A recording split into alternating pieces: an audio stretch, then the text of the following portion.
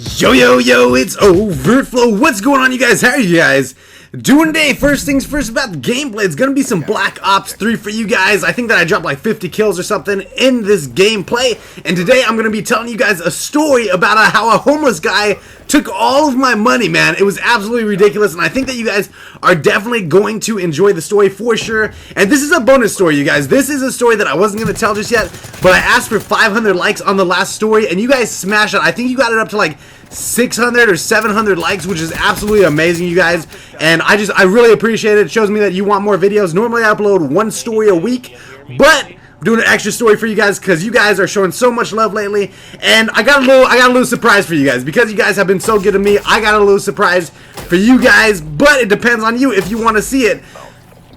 My cousin Adam is going to be coming on for a story this weekend. That's the plan if we can get past 400 likes on this video. So look at the like bar. Is it to 400 yet? If it's not, go ahead and smash a like on it. Go ahead and squish a like, smush a like, do all that. And that would be absolutely awesome. I'll try to get him on this weekend for a funny story that me and him can both tell a story on here together. If you guys don't know, he's been featured before, and you guys seem to love him. I mean, you guys still bring him up, and he has not been featured on my channel in like a year.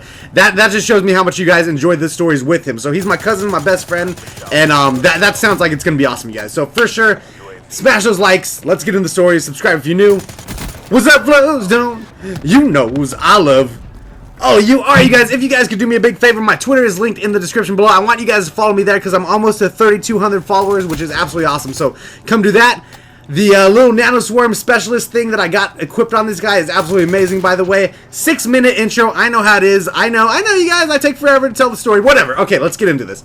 This story is actually from a while back, dude. Like, I was a little kid at this time, right? I was little. I was like 12, right? So me and my cousins used to do this thing. And obviously we still do because we're awesome. We like to have adventures. But when we were little, I would go to my cousin's house all the time. So I would go to Philip and Adam's house all the time. And this particular night, I believe that I was with Philip when this happened. I don't believe I was with Adam. I believe I was just hanging out with Phil. And when we would go to their house, their parents were always pretty busy with work and all that stuff, and they had like a couple of parks next to their house. There was like the school right up the street, then there was like another school park and another park. So we were pretty much allowed to like wander about the neighborhood because the parents were like, make sure you guys just, hang out in the neighborhood, go to the parks, whatever. And we were like, okay, cool, that's cool. But we didn't always listen because we're rebellious young spirits, right? So we would go pretty much wherever I want. When I went to my cousin's house, it was pretty much like a free-for-all. If we wanted to go take a bus and go an hour away to the edge of town, we would do that. And we were doing this since we were like super duper little, which is not, it's just, I don't even know how I feel about it, because I live in Vegas, man, and Vegas is a little bit sketchy at times for sure. And this is a story about how sketchy it could be, right? So anyways, we are hanging out one night. It's literally like 2 in the morning. It's literally like 2 a.m. and me and my cousin Philip decide, you know what, we're not really that tired. We should take the bus and maybe, I don't know, go to the store or whatever. So we end up taking the bus. We go to the store, like we get in the bus, we drive 20 minutes to the store, right? And I'm like 12, you guys. So I'm like 12. My cousin is like 11 or something, 10 or 11, something like that. And so we're little, dude, and we're just on the bus chilling. And it's amazing to me that we never got caught for curfew or anything, which is absolutely tremendous. Like, we never been caught for curfew no matter what, which is crazy to me. But anyways, we take the bus, we go all the way to like the edge of town. For some reason, we just decided that we didn't know where we were going, dude. We didn't know the streets. We're little. We don't know where anything is. And then we decided, okay, we got to go back, you guys. We got to go back. So we get back on the bus. We come all the way back, and we get off at a point where we think we're pretty close to the house. Turns out we were not close to the house at all. We weren't even we were like maybe halfway home. And if you guys don't know Vegas, it has some nice spots in it, don't get me wrong.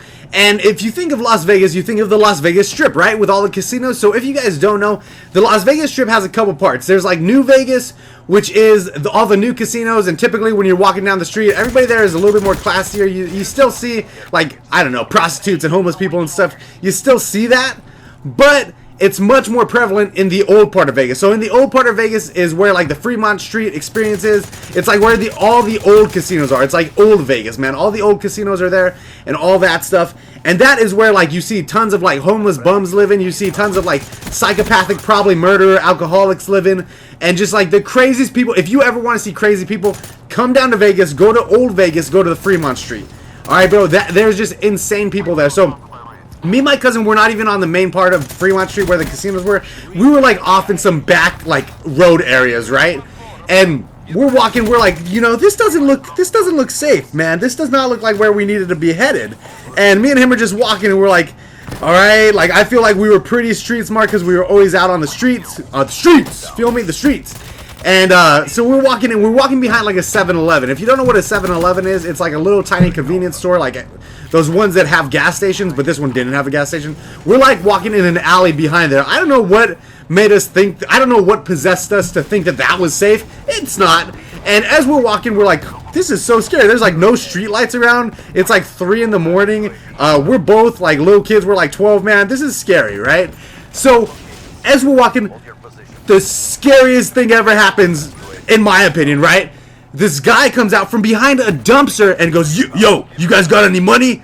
And like he had the gruffest, scariest voice for me. I was like, oh my god, like what the heck is this guy doing behind a dumpster? He comes out, obviously a homeless guy. He had like a jacket on, like all tore up like pants and stuff. And he was like maybe a 50-year-old, like looked maybe whitish Mexican-ish, something like that. Beard, not the biggest guy in the world, but way bigger than us because we were just kids. And he's like, I needed some money. You guys got any money? And like, I think that he was trying to ask politely, but it came off very scary. So I'm like crapping my pants, right? I'm like, oh, sweet Jesus, tonight's the night that we get murdered. Take Philip first because I don't want to die yet, okay?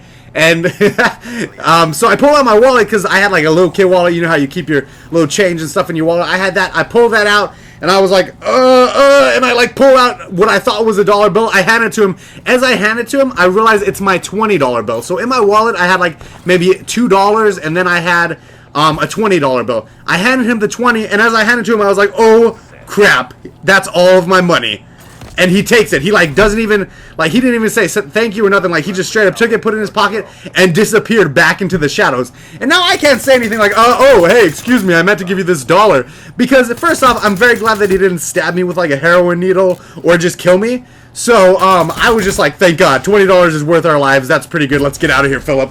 So we start going, and as we're walking away, you know, we were like, oh crap, you know, we don't have no money for the bus now because that was going to be the money for the bus. So we like walk into the 7-Eleven across the street and we go in there and we're like, well, we have no money for the bus. We might as well buy Gatorades. I got like $1 left. Let's buy some Gatorades and we'll just walk home. So we go in, we get some Gatorades, and as we go in there, the cashier's like, hey, are you guys okay? And we were like, yeah, we're okay. Why? And he's like, well, I saw you guys, your kids, you're out this late. And I like how he was the only person to question why kids were out this late, but whatever. He's like, you know, there's a guy around here that's like a homeless guy that's been just like really harassing people, and like I called the cops because I think it was him talking to you. Did you give him any money? And I was like, no, because I didn't want to sound stupid, you know what I mean? So I was like, no, not me. I'm just buying these Gatorades. And he's like, well, I called the police. Just be careful out there. And me and my cousin were like, God dang, we could have been stolen, but we didn't. We didn't get stolen. So, anyways, we ended up finding our way home. And it took literally like an hour to get home. It was so far away, and we were just so lost. But god dang, those make for good adventures, you guys. That's some good stories. That's one of the many just weird adventure stories that I have. That homeless guy took all my money without remorse. He didn't care. He was crazy. He's just taking everybody's money. So, man, I wish that I had that 20 bucks right now. I could go buy some Chipotle, but guess what? I don't. So, leave a like on the video so that one day I could buy Chipotle, okay, guys? Subscribe if you're new. Almost to 45,000 subscribers. So close, you guys. Gonna hit it so soon. So excited, man. Subscribe if you're new. 400 likes on this video, and this weekend I'll get my cousin Adam on, and we could tell a story together. I think that would be a lot of fun, man. And I would definitely appreciate that. I hope that you guys enjoyed. I don't know, man. That's just so exciting. This is so exciting. YouTube's going really well right now, so thank you guys a ton. Please follow me on Twitter. If you don't follow me on Twitter, what you're saying to me is I spit at you, overt. I spit at your face. That's what you're saying to me if you don't follow me on Twitter. Only people who love me follow me on Twitter, so that's linked below. Love you guys. Smash those likes, and I am overt. Out. That's a good outro. That's good.